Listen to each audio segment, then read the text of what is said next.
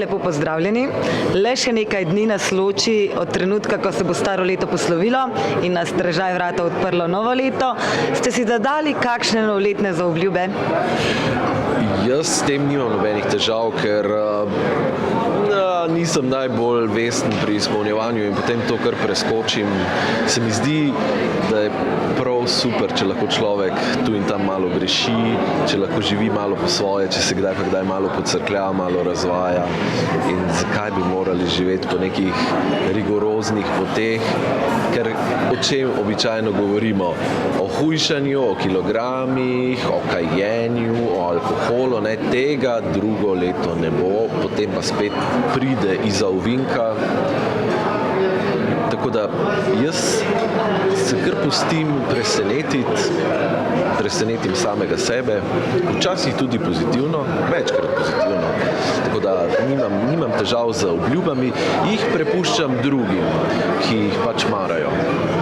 Kaj pa je tisto, kar bi si želeli ohraniti v novem letu, pa čemur bi pomahali v slovo? To je zelo zahtevno vprašanje. Govoriva na splošno ali govoriva na splošno? Ja. Na vsak način bi želel ohraniti tisti notranji mir, ki sem ga uspel s trdim delom nekako si privzgojiti. To je zelo velika umetnost v tem podivjanem svetu, da se ti, ko prideš domov, umiriš. Tega si res želim. In enako privoščim vsem ostalim, ker vem, kako hudo je se pogovoriti sam s sabo in zapreti knjigo dneva in reči, zdaj bom pa jaz užival, zdaj bom pa jaz film pogledal, pa knjigo prebral. Ni enostavno, ljudje tudi slabo spijo. To bi želel, spremem mir, kaj pa bi želel pozabiti? Na vsak način vse slabe zgodbe, ki so bile v minulem letu povsem nepotrebne. Nekatere se žal tičejo tudi hiše, kjer sem zaposlen.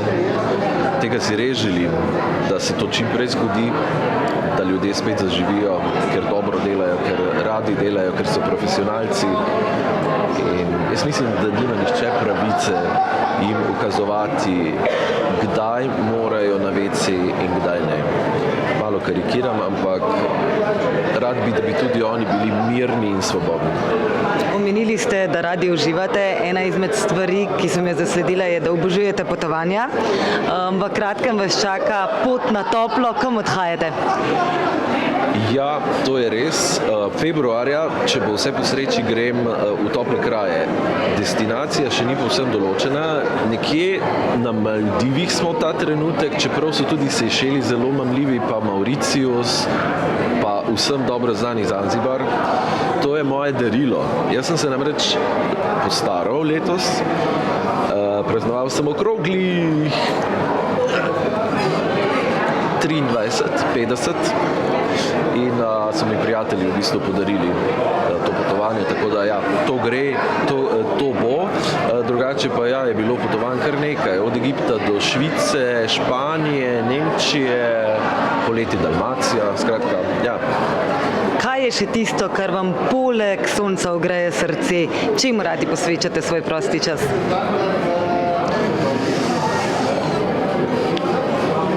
Mogoče se bo zdaj malo klišejsko ali pa čudno slišalo, ampak jaz sem dejansko z leti začel gledati malo drugače na svoje življenje, kot sem gledal mogoče še 10 let nazaj ali pa 20. Niso mi več pomembne stvari, ki so mi bile takrat, zdaj so mi pomembne manjše stvari. Tudi kak lep pogled, kak lep objem, stisk roke, lepe novice, pogrešam lepe novice. Skratka, če bi ljudje znali to nekako priklicati nazaj v svoje življenjske rituale, bi meni bilo vsak dan zelo toplo. Tako pa sem kvečemo vsak dan malo podklajen v navednicah, ko vidim, kako smo se ljudje pozabili pogovarjati. Saj se pogovarjamo, ampak slišimo se ne. Ali pa kako smo se pozabili pozdravljati. Jaz vem, da zveni dokaj enostavno, ampak ljudje se ne pozdravljamo več. ko si ne zaželimo več lepega dneva, če pa že, je pa že kar nekaj narobe, če nekomu pošleš kratko sporočilo SMS, kaj hočeš od mene? Nič, želim ti lep dan. Skratka, a veste, to so tiste stvari, ki po moje so odšle v pozabo in to me žalosti. To bi rad vrnil, potem bo toplo meni, vam, vsem nam, ker se bomo začeli spoštovati in spoštovanja v Sloveniji zelo manj. Še eno področje, ki bi se ga dotaknila, je glasba. Zdi se, da ima prav posebno mesto v vašem življenju. Ste namreč tudi urednik in voditelj oddaje Zimski večer, komentator pesmi Evrovizija, že 14 let. Kaj še? Kaj vam pomeni glasba? Jaz sem pred zdaj že več kot 20 leti začel z narodno zabavno glasbo. A veste, da nisem bil prav daleč od tu. Bil sem samo par metrov, je bil pod zemljo en predel tega hotela, kjer smo danes. In tam je zazvonil telefon in poklicala je Miša Molk in rekla, a bi ti bil eden od 4 voditeljev za narodno zabavno glasbo. Meni se to takrat zdel absurd, ker jaz o tej glasbi nisem vedel nič. Nič, res nič. In zdaj danes, po vseh teh letih, seveda postaneš ekspert, vmes so se pa zgodile druge, ja, evrovizijska, zabavna, ustvarjamo silvestrske programe, ustvarjamo festivale, skratka, cel kup je teh žanrov in na glasbo in na ustvarjalce, ki jo ustvarjajo, gledam tudi zelo spoštljivo, sploh na avtorje. Mogoče se včasih ne zavedamo, koliko odličnih avtorjev imamo v državi, ki piše recimo odlične tekste, odlične priredbe, koliko fantastičnih kitaristov imamo, pa klaviaturistov in tako naprej. Res ta majhnost, ki so nam jo celo življenje nekje skušali privzgojiti, te majhnosti ni več. Slovenija je velika država z velikimi uspehi in predvsem velikimi ljudmi. To je treba vedno znova poudarjati, biti tudi malo samozavesten in zatem stati. Potem pa grejo stvari lažje. Če vas malo izzovem, radio ali televizija? Prve ne pozabiš nikoli, jaz sem radijec, začel sem v Velenju, potem nadaljeval v Mariboru zaradi študija in zdaj na Radiu Slovenija v Ljubljani. Radio je radio zato, ker je hiter, ker je intimen, ker je luciden, ker imaš samo glas in ničesar drugega. Televizija je pa rock and roll in precej kruta je. Na televiziji mora igrati celo telo, podočnjaki niso zaželeni, gube niso zaželene, zobovje mora biti urejeno, kravata mora stati v pravo smer, pričeska. A veste, smešno je, ker ljudje televizijo gledajo voditelja in potem, ko že on vse pove, oni šele začnejo poslušati. Tako da vsekako radio prej. Zasledila sem, da na radiju, prvem programu Radia Slovenija predstavljate prav posebno silvestrsko oddajo. Kaj boste pripravili, s čim nam boste postregli?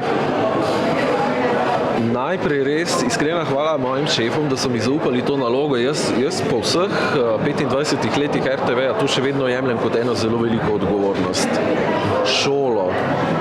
Jaz vem, da ne smem priti nepripravljen na teh 7 ur programa, ker 7 jih je, ker je Silvester pač Silvester. Silvester ni eden običajnih večerov. Silvester je malo drugačen program, kjer je treba ljudem ponuditi dobro razvedrilo, nobenih težkih informacij, nobenih zapletenih melodij, nobenih intrig.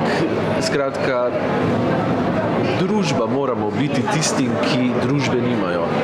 In približati se skozi radijski medij ljudem je včasih težko, zelo hitro pa tega poslušalca tudi začutiš. Čeprav se vam mogoče to zdi nenavadno, ampak ljudje se zelo radi odzovejo in se odzovejo, pokličejo, povejo, da so sami, povejo, da imajo kje kakšno težavo in povejo seveda tudi lepe reči.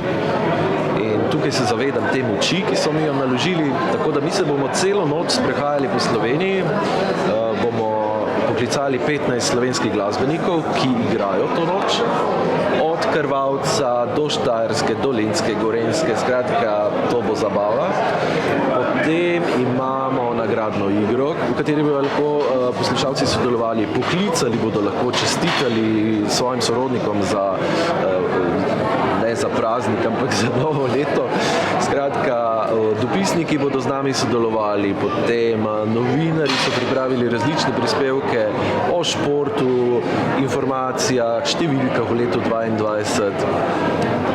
Tudi lastnim napakam se bomo malo nasmehnili, ker jih pač radijski mediji prav tako ustvarja, ne? Glasba bo pa pač taka, ki jo vsi poznamo. Tako da boste lahko peli zraven, plesali, kaj dobrega pojedli. To je naše poslanstvo in, kot sem rekel, zelo velika odgovornost. So ustvarjali ste tudi silvestrsko vdajo na televiziji, kaj lahko pričakujemo tukaj? To je že moj 6. silvester, se mi zdi, ali celo 7. Pripravili smo jih nekaj v dvorani Tabor v Mariboru s 3500 obiskovalci in 300 nastopajočimi. Govorim o posameznih ljudeh, ne o skupinah. Tisto je bilo res krasno, vzdušje je bilo krasno, dvorana take širine dejansko da pravo vzdušje, ki ga televizija potrebuje. In iz tega smo naredili šov. Eno leto smo bili prisiljeni delati šov brez ljudi. To je bila posebna preizkušnja. Snemali smo na praznih ulicah, na praznih trgih, pri pevcih doma. Spustili so nas v dnevne sobe. Drugače ni šlo. Letos smo se pa sprehodili po 4 lokacijah in sicer bili smo v Trebnjem na Dolenjskem, pa bili smo v Sežanju v kleti, pa na Dragonja v eni avtentični istrski gostilni in na Črnem vrhu nad Cerknim. V vseh lokacijah je potekala žurka. Zapravi, pevci in pevke so peli in plesali znova pesmi, ki jih vsi poznamo. In to bodo 4 lokacije, kamor se bomo mi iz ljubljanskega studia vklapljali. Vmes bodo tudi naši humoristi povedali kako pikro in pripravljamo 4 ure, od 9 zvečer do 1 zjutraj. Kar naporna reč. Andrej, za konec mi zgolj še pospremite naše gledalce z nekimi lepimi željami v novo leto. Dragi prijatelji, ne poznam vas vseh, verjetno vi poznate mene. Skušajte v letu, ki se je začelo, najti pravo roko, mogoče poseben objem ali pa poseben pogled. Skušajte razmišljati o tem, da v življenju ne štejejo vedno samo zmage, denar ali pa dober avto, da v življenju štejejo tudi kakšne povsem preproste reči, ki jih je morda težje kupiti v navednicah oziroma ustvariti. Jaz sem prepričan, da imate v sebi cel kup takih kvalitet, da boste to znali. Prepričan sem tudi, da vam bo kdaj spodletelo, ker je naše življenje pač tako narejeno, da pademo, ampak po padcu se vedno poberemo. Čim manj padcev vam želim, takšnih in drugačnih, in pa zdravja. Brez tega ne gre. Srečno.